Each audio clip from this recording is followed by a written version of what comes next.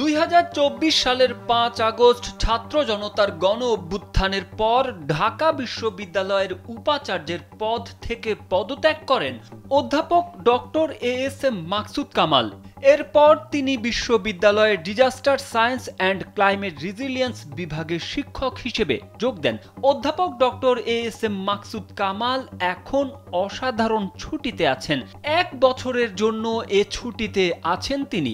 মঙ্গলবার বিশ্ববিদ্যালয়ের প্রশাসন 1-এর ডেপুটি রেজিস্ট্রার মোহাম্মদ জাহাঙ্গীর আলম কালবেলাকে বিষয়টি নিশ্চিত করেন। তিনি বলেন, ওনার আবেদনের প্রেক্ষিতে সিএনবিতে সেই আবেদন গৃহীত হয়। পরে সেটি বিশ্ববিদ্যালয় প্রশাসন অনুমোদন করে।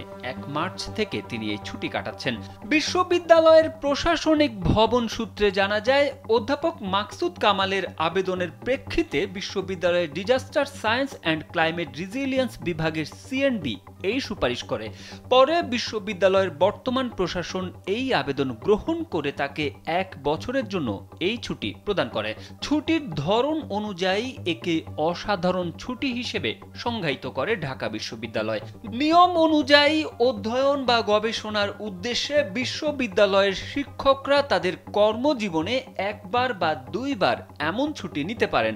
এর আগে বিশ্ববিদ্যালয়ের 29তম ভিসি হিসেবে 2023 সালের 5 অক্টোবর নিয়োগ পান অধ্যাপক মাকসুদ কামাল।